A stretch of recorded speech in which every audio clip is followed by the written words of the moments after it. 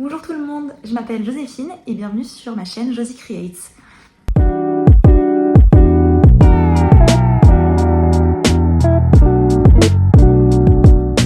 Donc comme je disais, je m'appelle Joséphine, mon surnom c'est Josie et bienvenue sur mon petit coin de l'internet où je blablate laine et tricot et aussi autres loisirs créatifs. Et notamment aujourd'hui on va se parler tricot parce que c'est mon deuxième podcast tricot.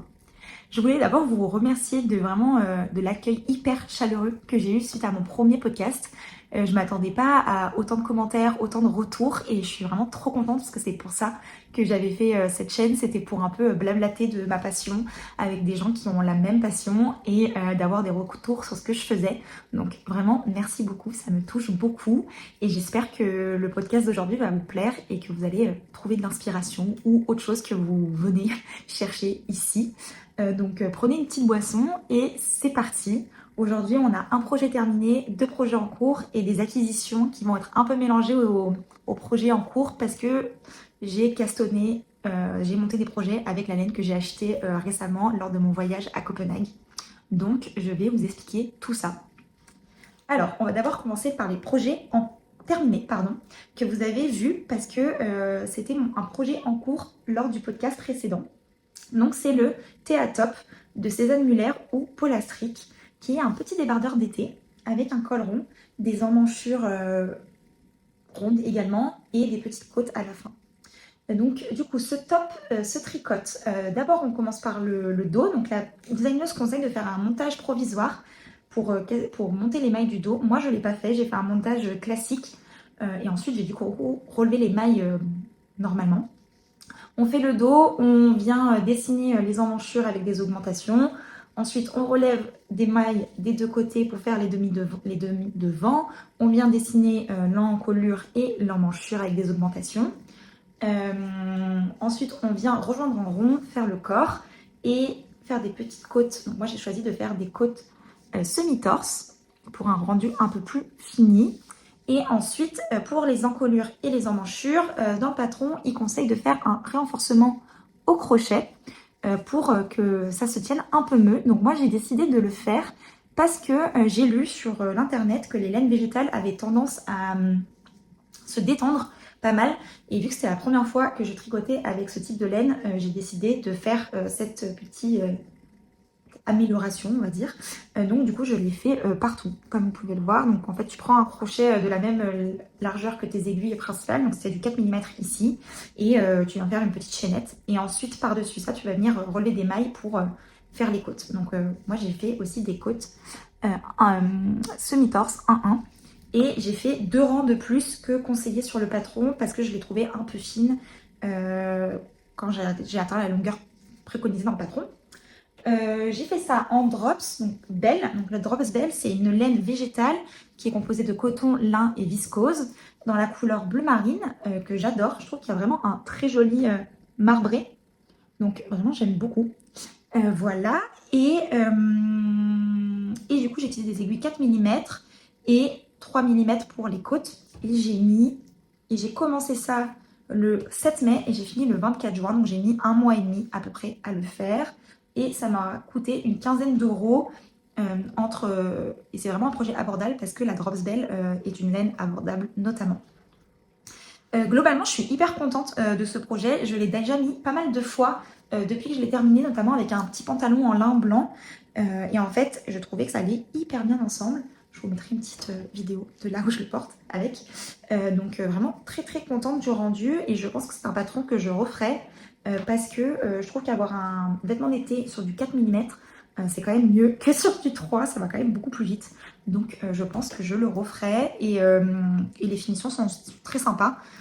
Et je trouve que vraiment l'encolure en rond comme ça est pile poil la bonne profondeur, ça montre pas trop de décolleté. Donc j'avoue que moi j'apprécie parce que j'aime pas trop quand on voit trop ma poitrine. Donc du coup je referai, je pense même sans hésiter, en fait je referai c'est sûr. Et j'ai fait une taille M parce que c'était pas... Enfin, je voulais un truc un peu plus loose. Normalement j'aurais dû faire du S vis-à-vis de ma taille de buste, mais j'avais envie d'un truc un peu plus loose, donc j'ai fait le taille M et pas de regret non plus. par rapport à mon choix de taille. Donc globalement, très contente. C'est un 5 sur 5 pour moi. Je verrai si je le mets vraiment cet été. Ça va être un peu ça mon souci, entre guillemets. Parce que l'année dernière, j'ai fait une camisole numéro 9 de My Favorite Things Knitwear que je n'ai jamais mise. Donc j'étais un peu réticente à refaire des projets d'été pour cette raison. Mais là, j'ai l'impression que je vais un peu plus le mettre. Parce que justement, il est moins ajusté que la camisole numéro 9. Je vous ferai un petit retour à la fin de l'année, je pense, de si je l'ai mis ou pas. Voici pour c'était ça, mon premier et seul projet terminé. Et donc du coup maintenant, on va passer au projet en cours. Et je vais un peu vous expliquer ce projet. Donc mon premier projet en cours, c'est le tee numéro 1 de My Favorite Things Knitwear. Donc c'est un t-shirt d'été assez large, pas tout fité, qui est avec une construction d'épaule marteau ou saddle shoulder en anglais et des finitions avec un bord replié. Donc voici où j'en suis. Donc ça c'est un projet que vous n'avez jamais vu parce que je n'avais même pas la laine la dernière fois. Donc j'ai un peu vous expliquer la laine. Attendez, je suis en train de perdre mes mailles là. Hop là. Donc voici où j'en suis. Alors c'est un projet qui se commence en faisant les épaules marteau. Donc en fait on vient tricoter une bande comme ça. Que moi je m'en suis servi comme échantillon. Ensuite on vient laisser en attente. On relève des mailles sur le bord. On vient relier aussi des mailles de l'autre côté du rectangle qu'on aura fait. Ensuite, on vient faire des rangs raccourcis pour dessiner l'arrière. Comme vous pouvez le voir, l'arrière est un peu plus haut. Et ensuite, on vient faire la même chose devant. On relève à côté des rectangles. On vient faire des rangs raccourcis pour dessiner l'encolure. On vient monter des mailles et rejoindre avec l'autre encolure qu'on aura faite. Et ensuite, on tricote à plat. Et à un moment, on rejoint sous les bras, on fait le corps.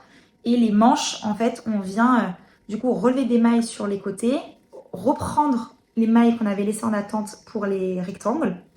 Et on fait aussi des rangs raccourcis pour dessiner un peu je sais pas comment on appelle ça, le haut de la manche. Et ensuite, elles sont assez longues, pas du tout de diminution, rien du tout. Elles sont quand même longues et larges, les manches. Et ensuite, on vient faire la finition du bord replié qui donne ce rendu que j'aime beaucoup, que je trouve hyper net. Donc, ça c'est un peu la construction. Donc comme vous pouvez le voir, moi j'ai fait les deux manches. J'ai suivi ma copine Amélie qui, elle, fait les manches avant de finir le corps. Comme ça, elle a juste à finir le corps ensuite et elle est prête. Donc là, j'ai décidé de faire comme elle. Là, je suis en train de faire l'encolure et après, je reprendrai le corps. La laine, je vais un peu vous expliquer parce que ça a été un processus en plusieurs étapes. En gros, il y a un mois, j'ai acheté cette laine sur Lily Come To. Tiny Hole de Holst Garn, qui a un très joli beige clair, un peu taupe, qui est de la 55 laine d'agneau et 45 coton, pourcent de coton, 50 grammes égale 350 mètres. Et donc du coup, c'était pour faire ce projet. Et de base, je voulais tenir ça avec un fil de trio 1 couleur linen que je comptais acheter à Copenhague. Arrivée à Copenhague, je suis allée à la boutique pour acheter cette laine. Ils n'avaient plus assez de trio 1 couleur linen, ils n'avaient plus assez de pelote. Donc je suis partie sur la Baumeline de Isager également, dans une couleur très proche de la linen. J'ai fait un swatch que j'ai pas du tout aimé. Je vous mettrai des petites photos et tout pour illustrer mon propos. En fait, pourquoi j'ai pas aimé, c'est parce que je trouvais que ça avait un côté trop marbré. Je trouvais que le blanc et le marron clashaient trop et c'était pas trop le but.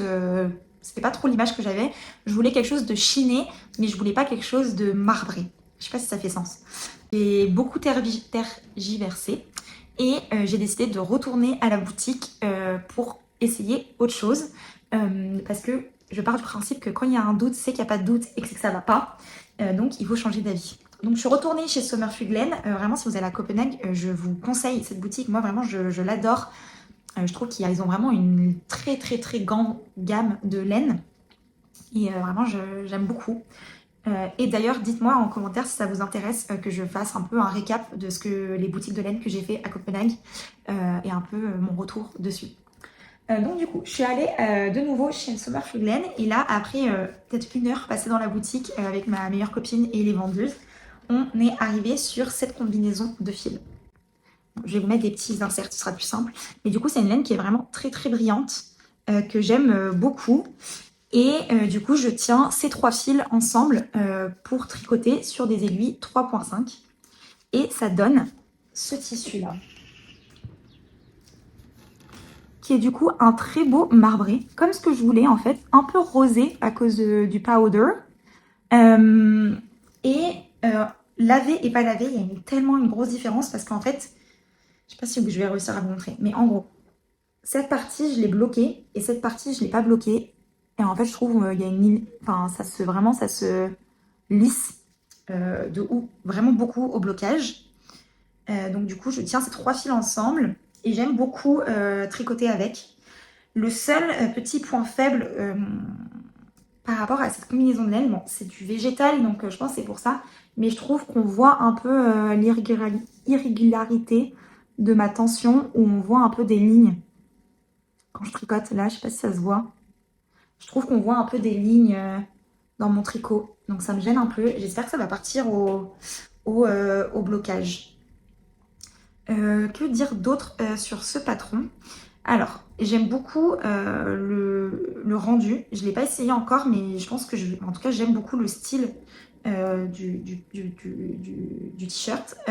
Cependant, j'ai trouvé le début très pénible parce que on casse énormément. J'ai perdu des mailles, donc j'essaie de les remettre dessus. Je suis désolée. Ok, c'est bon. Parce que on casse énormément de la laine. Alors, je vais essayer de vous montrer l'intérieur. Comment je vais faire ça? Ok. Vous allez prendre peur. Hein. Mais en gros, vraiment, il y a tellement de laine. On casse tellement de fois le fil. Et donc, du coup, j'avoue, avec 3 fils, c'est un peu pénible. Vraiment, en fait, on nous fait faire des raccourcis. Ensuite, on vient nous faire casser la laine. Puis reprendre les mailles dans l'autre sens. Enfin, c'est la première fois que je casse autant la laine. Et j'avoue, bon, j'ai pas trop apprécié. Parce que du coup, il va falloir que je rentre beaucoup de fils à la fin. Mais bon, c'est pas très grave. Là, je finis l'encolure et ensuite je vais venir tranquillement faire du jersey en rond. Donc ça va vraiment être mon projet zéro cerveau. Ça, c'est un projet que j'ai monté quand j'étais à Copenhague. Donc je vais un peu vous donner des infos sur les prix à côté. Et je vous dirai un peu tout ça quand même à la fin quand j'aurai terminé. On fera un petit récap de combien ça m'a coûté, etc. Mais normalement, dans la fiche récap, vous allez avoir toutes les infos. Globalement, je suis quand même très contente de ce projet. J'aime beaucoup le faire. Voilà. Et après, là, j'avoue, ça va être un peu la partie plus pénible où ça va être du jersey en rond. Mais pour l'été, ce sera très bien, notamment pour aller à la plage. Donc, ce sera mon projet que je vais emmener quand je vais aller à la plage. Voilà mon projet premier en cours. Mon deuxième en cours. Donc, mon deuxième en cours, c'est une petite écharpe. Un petit tour de cou que je tricote avec de la laine que j'ai aussi acheté à Copenhague. Donc je vais commencer par la laine. Et là, j'ai le prix. Est-ce que j'ai le petit ticket? Donc ça m'a coûté 110 couronnes danoises, donc 55 par pelote. De mémoire, ça fait à peu près 6 € la pelote. Je vous mettrai la conversion. Et donc du coup, j'ai pris cette laine parce que c'était une qualité de laine que je voulais tester et que j'arrive pas à trouver en France. C'est la Lanagato Whip dans cette magnifique couleur marron, genre aubergine un peu. Vraiment, je la trouve trop belle la couleur. Donc c'est vraiment dans ma palette de couleurs. 80% mérino, 20% cachemire. Et c'est pour ça que je voulais la tester. Parce que je me disais que pour un petit foulard d'été, non pas d'été, d'automne, ce serait vraiment trop sympa. J'en ai pris 2 pour me faire le waffle bandana de Other Loops. Et voici où j'en suis. J'ai vraiment commencé il y a 2 jours. Un point gaufré qu'on appelle ça, que je tricote sur des aiguilles 3,25. Il me recommandait du 3,5, mais mes aiguilles 3,5 sont sur mon autre projet, donc je n'en avais pas d'autres. Donc 3,25. Alors, j'ai beaucoup de choses à dire sur ce patron. J'ai beaucoup de mal à le tricoter. Je vais expliquer pourquoi. Donc c'est un petit foulard où, comme tous les autres foulards que j'ai fait jusqu'à date, il y a un côté droit et un côté où on fait les augmentations. Moi, mon but est toujours le même. Je vais augmenter pendant une pelote et je vais diminuer sur d'autres pelotes, comme ça j'aurai pas de reste. Donc c'est ça mon but. Alors, le point, j'ai recommencé cette écharpe environ 10 fois. Pourquoi? En fait, je trouve le patron très mal... Alors, c'est pas qu'il est mal expliqué, c'est que je trouve qu'il est confusant. Pourquoi? En fait, t'as des répétitions, donc là, c'est une répétition de 8 rangs. Avec, sur 8 rangs, il y a... bon, j'ai pas, en fait, je vais donner trop de détails si je dis. Mais en gros, il n'y a pas les augmentations. C'est pas un nombre hyper facile à retenir, je trouve, de quand est-ce qu'augmenter. Et en fait, dans la répétition de 8 augmentations, donc elle va venir dire rang 1, tu viens faire ça. Rang 2, donc tu viens faire, en gros c'est, en vrai je peux un peu expliquer comment c'est le point gaufré parce que moi j'ai regardé des tutos en fait pour arriver à faire ce point. Donc rang 1, tu viens tricoter à l'endroit. Rang 2, tu viens faire à l'envers. Rang 3, tu vas venir faire le point gaufré. Et en fait, elle dit juste ça dans le patron. Tu viens faire le point gaufré. Et alors, à aucun moment dans le patron, j'ai trouvé l'explication de comment était le point gaufré. Donc elle vient juste dire, tu viens faire des répétitions du point gaufré jusqu'à avoir X mailles sur ton aiguille à la fin. Et moi, j'étais en mode, mais je ne comprends pas comment faire le point gaufré. Donc, du coup, j'ai regardé sur internet comment était le point gaufré pour m'aider, pour comprendre, parce que j'avais l'impression d'être folle. Vraiment, je faisais, je défaisais, je trouvais qu'il n'y avait vraiment pas assez d'explications. Et ensuite, donc, elle vient dire, tu vas faire le rang gonfré. Le rang 4, elle vient dire, tu viens faire le rang gonfré, mais encore. Elle indique pas non plus si t'es censé être sur l'envers ou sur l'endroit. Donc moi, maintenant, j'ai compris quand est-ce que je devais être sur l'endroit et quand est-ce que je devais être sur l'envers, parce que le point gaufré change en fonction si t'es sur l'endroit ou sur l'envers. Donc j'ai marqué avec un petit truc si je devais être sur l'endroit ou sur l'envers pour savoir dans quel sens faire mon point gaufré.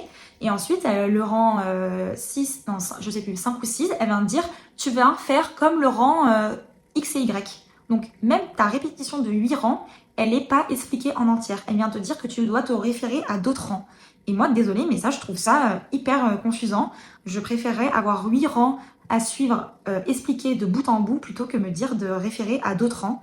Donc ce que j'ai fait, c'est que je me suis réécrit la répétition de 8 rangs et en fait, je l'ai screené et je l'ai gardé dans mes photos parce que je trouvais ça trop confusant de devoir réfléchir. Ce rang-là, je dois aller voir l'autre rang et décider de ce que je fais. J'ai tout réécrit. Donc je conseille pas forcément ce patron, honnêtement. Mais par contre, j'adore la texture que ça crée. Voilà, je trouve ça vraiment beau et je pense qu'à la fin, ça va vraiment trop bien rendre. Et pareil pour les augmentations, vu que je suis pas hyper habituée de ce point et de comment faire ce patron. En fait, je les marque. Donc là, mes petits trucs, c'est quand j'ai fait des augmentations et en fait, je viens décaler mes marqueurs quand je dois en faire une nouvelle. Voilà, la laine, pour l'instant, j'aime beaucoup. En fait, j'ai l'impression que je vais en avoir beaucoup parce que je ne l'ai pas dit, mais c'est... c'est combien? Ah, mais il n'y a pas marqué combien c'est. C'est 200 mètres pour 50 grammes. Et par contre, elle est très, je sais pas si on arrive à voir, mais elle est vraiment très rebondissante. Elle est très, squishy. Mais elle est quand même très douce. C'est du mérino et du cachemire, donc c'est quand même très doux. Et voilà, c'est mon petit projet portatif du moment. Voilà, pour mon projet numéro 2, actuellement en cours. J'espère l'avoir terminé pour l'automne. C'est un peu mon truc que je fais quand j'ai un peu envie, quand je suis en voyage, en train de bouger, et quand j'ai envie de quelque chose d'un peu plus compliqué que du jersey en rond. C'est tout pour mes projets en cours. On va passer à mes acquisitions et à mes plans. Donc là, vous allez me prendre pour une folle de tout ce que j'ai fait dernièrement. Donc comme vous pouvez le voir, j'ai plein de petits échantillons que j'ai fait parce que je vais bientôt cassonner quelque chose. Mais avant de vous parler de ça, je vais vous parler de mes acquisitions. Donc en acquisition, comme je vous disais, à Copenhague, j'ai acheté 6 laines. Donc j'ai acheté 3 pelotes de chaque, donc ça me fait 6 au total. Et ça, c'est les dernières qui me restent de chaque couleur. Donc je pense que j'ai bien fait d'acheter autant. On verra, je vous dirai ça à la fin. J'ai aussi du coup acheté ces 2 pelotes là de la Nagato. Et j'ai aussi acheté, mince, où est-elle? Hop là, ici. J'ai acheté cette laine. Donc c'est la Jawol. Non, raté. Hop. Voilà. C'est la Jawol Magique Dégradée, couleur 34, qui est de la laine à chaussettes. Donc c'est 80% mérino, Hop, là j'ai le papier. Je vais regarder avant de dire des bêtises. Donc c'est de la laine à chaussettes Super Wash. Donc voilà, c'est la Jawol. C'est à l'envers en fait pour vous, je pense. Je sais pas. C'est la Jawol Super Wash. Et du coup, c'est le Magic Dégradé. 75% laine vierge et 25% polyamide nylon. C'est 50 grammes pour 210 mètres. Couleur 94. 83.0094. Et donc mon but est de faire une paire de chaussettes. Donc si vous avez suivi le podcast numéro 1, j'avais fait ma première de paire de chaussettes. J'avais pas trop aimé l'expérience, mais j'ai pas envie d'abandonner. Donc c'est reparti pour un tour. Et là je me suis dit je vais prendre une laine qui change de couleur. Comme ça va peut-être me donner plus envie de faire des chaussettes. Et donc cette laine, je l'ai achetée au même endroit que ça, chez Brunstreak à Copenhague. Et elle était en promo, c'est notamment pour ça que je l'ai achetée. Et j'ai payé ça 45 couronnes danoises, ce qui fait à peu près 5 euros. Et du coup, c'est 100 grammes. Non, c'est ça? Je crois que c'est 100 grammes. Je vais quand même confirmer, je vais peser et je vous dirai.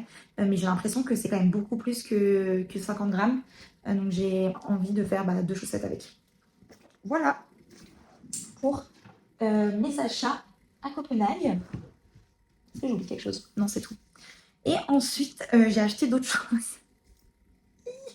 En gros, je sais pas si vous avez vu sur l'internet, mais j'ai l'impression que Isager, la marque danoise aussi, arrête de commercialiser leur laine sur des revendeurs sur internet.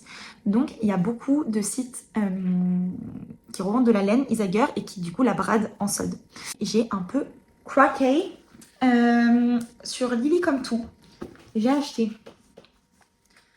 à la Alpaga 2 couleur navy avec le mohair qui va avec. Mon but est de faire le Chantel Sweater de Moreka Knits avec. Donc c'est ce magnifique bleu marine parce que le bleu marine fait partie de ma palette de couleurs. Donc voilà, si vous voulez un peu savoir comment j'ai suivi ma palette de couleurs, allez voir le podcast numéro 1 où je raconte cette histoire également. Donc j'en ai acheté 6 et 6. Et donc du coup la Alpaga 2 c'est du 50% alpaca, 50% de laine, c'est 50 grammes pour 250 mètres, donc c'est du fingering. Et le mohair c'est 75% kid mohair et 25% soie et c'est 25 grammes pour 212 mètres, donc c'est du lace. Et je compte tenir les deux ensemble. Pour cette laine, donc comme je disais j'ai envie de faire un Chantal sweater, donc c'est un patron, pardon, c'est un pull de Moreka Knits qui est en point glissé, je pense qu'on dit ça comme ça. Donc c'est Slip in Stitch et j'ai fait un petit échantillon, alors il est minuscule, je sais pas si on va bien s'en rendre compte. Hop. Que j'aime pas trop. Donc je pense que je vais en faire d'autres. En fait je le trouve un peu trop duveteux, je trouve qu'on voit pas bien la texture. Donc soit je vais en faire un plus grand, soit je vais juste faire un point mousse classique, enfin du Gerger classique, mais par contre la douceur, c'est une douceur, vous n'avez même pas idée à quel point c'est doux, enfin c'est vraiment abusé. Si vous avez des idées de ce que je peux faire avec cette laine, dites-moi. J'en ai mis une en cake parce qu'il y avait ma copine Mathilde hier qui m'a emmené son petit parapluie.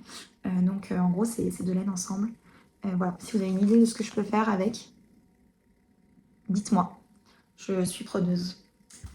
Donc ça c'était chez Lily Comme Tout, j'en ai eu pour je crois 75 €, je vous mettrai également combien j'ai payé. Et ensuite chez Biche et Buche, ils faisaient une autre promo, donc Biche et Buche je l'ai acheté après et j'aurais peut-être dû attendre parce que du coup leur promo était meilleure que sur Lily Comme Tout, mais c'est pas grave. Et là j'ai acheté la Isager Tweed couleur 20 Wine avec le mohair qui va avec. Oh là là, c'est tellement beau, vraiment. C'est tellement beau. Donc c'est du tweed avec vraiment plein de speckles de toutes les couleurs. Plutôt dans des tons rouges, mais il y a aussi du vert. Et le mohair, du coup, c'est la couleur qui va avec. Voilà, comme ça. Donc le tweed, c'est la couleur wine. C'est 75% wool, 30% mohair. C'est 200 mètres pour 500 grammes. 50 grammes, pardon. C'est plutôt du sport. Et le mohair, c'est la même composition que celui d'avant. J'ai aussi fait un swatch, donc j'ai fait exactement le même point. Je sais pas si vous allez bien voir. Et là, mon idée, alors de base, j'aimerais faire la Roma veste de Moki Knits avec. Alors de base, je me suis dit c'est du tweed, je vais peut-être plutôt faire quelque chose jersey simple. Mais en fait, je me dis une veste sans manches de cette couleur-là, avec un petit jean et un t-shirt blanc, ça va faire trop beau. Et en fait, je trouve qu'on voit quand même un peu la texture. Enfin, je trouve ça pas choquant, quoi. Je trouve qu'on voit quand même un peu la texture dessus. Donc je me dis, pourquoi pas. Et donc là, clairement, ma copine Mathilde, comme je disais, était là hier. J'en ai profité, j'ai fait 3 cakes avec. Donc je pense castonner ça très tôt. La seule chose qui me met le doute de si je castonne ça, c'est parce que j'ai acheté 5 écheveaux. Et donc du coup, je pense que je vais avoir un reste. Et je saurais pas trop quoi faire avec. Moi, ce que vous en pensez, est-ce que je castonne ça ou j'attends d'avoir une idée pour une quantité pull. Mais je pense quand même faire le Roma Vest de Mochinitz avec. Ça va pas être trop beau. Voilà pour mes gros achats des 3 dernières semaines. Et j'ai aussi d'autres plans d'autres petits swatchs à vous montrer que j'ai fait. Vous avez vu le podcast numéro 1. Je vous disais que j'avais été à un déstockage de l'école de la maille, et que j'avais acheté un gros cône de laine, hop, qui est de la laine de Golan. Donc c'est de la laine Golan, je sais pas comment on dit. Donc voilà, c'est cet énorme cône. Et j'ai aussi acheté plein de petits écheveaux d'un camailleux de verre. Ils sont ici. Et donc mon idée est de faire un Direction Loop sweater en camailleux. Et donc j'ai fait un swatch qui rend ça. Bon, clairement, du coup, j'ai tenu parce que c'était aussi une des grandes questions que j'avais. J'ai tenu le cône en double sur les aiguilles 4 et j'ai tenu le vert en quadruple. C'est que j'ai fait une première pelote avec un fil. Ensuite, je suis revenue rembobiner en tenant le début et la fin de ma pelote. Et là, quand je tricote, je tiens le centre et la fin de ma pelote pour tricoter en 4 fils. Voilà, donc ça donne ce petit camailleux. Le problème que j'ai, j'ai montré ça à ma sœur et elle m'a dit qu'elle aimait pas trop et qu'elle voulait que j'essaye plutôt de faire des rayures. Mais les rayures, ça me chauffe moins. Je fais le petit swatch pour l'instant et je verrai quand est-ce que je me motive à faire les rayures.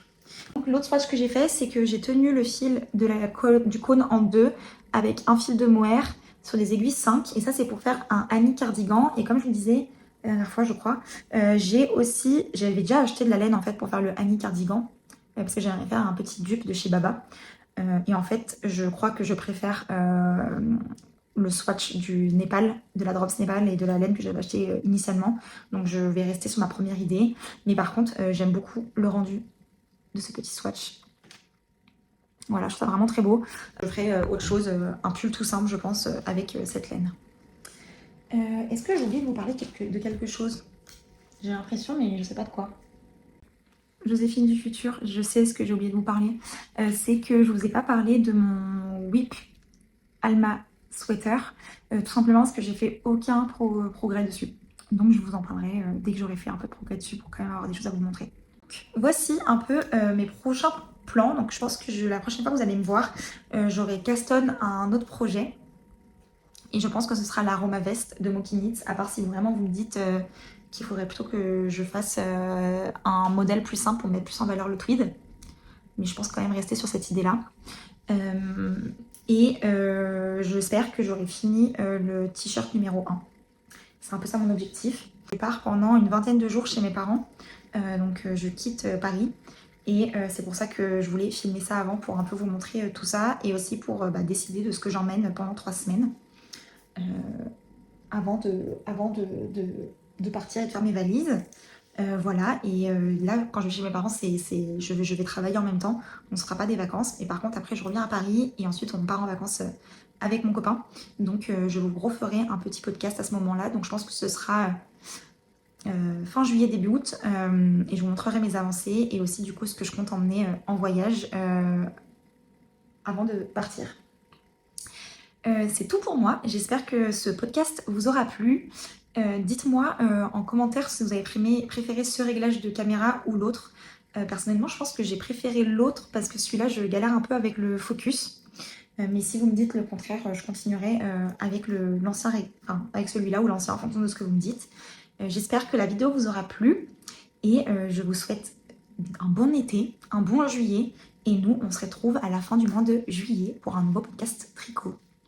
Au revoir et bonne journée! ou bonne matinée, ou bonne soirée, en fonction de quand est-ce que vous tricotez ou regardez cela. Bye!